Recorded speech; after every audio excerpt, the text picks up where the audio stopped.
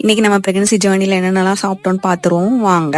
First காலையிலே thyroid மாத்திரை போட்டுட்டு அதுக்கப்புறம் கொஞ்சம் தண்ணி குடிச்சிட்டு கொஞ்சம் நேரம் கழிச்சு பால் ஒரு டம்ளர் குடிச்சாச்சு.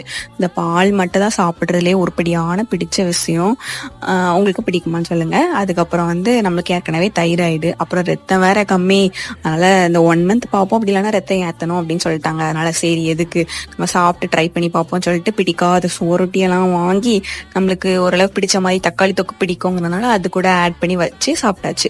அப்புறம் மாதுளம்பழம் மிக்ஸ்னாக்கா எடுத்தாச்சு. அதுவும் பிடிக்காது, என்ன பண்ண, அதையும் சாப்பிட்டாச்சு.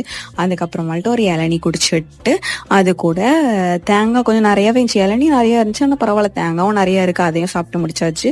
அதுக்கப்புறம் இந்த முருங்கைக்கீரை மட்டும் ஏன் விட்டு வைக்கணும்னு சொல்லிட்டு அதையும் அன்னைக்கே எடுத்தாச்சு. அன்னைக்கு என்ன பண்ணியிருந்தேன்னா, எனக்கு முருங்கைக்கீரையை நெய்யில் வதக்கி அதை சாப்பாடு கூட சேர்த்து சாப்பிட்றதுக்கு ரொம்ப பிடிக்கும். அதனால அதையே இன்னைக்கு பண்ணிடலாம் அப்படின்னு சொல்லிட்டு அதையே பண்ணிட்டு அது கூட முருங்கை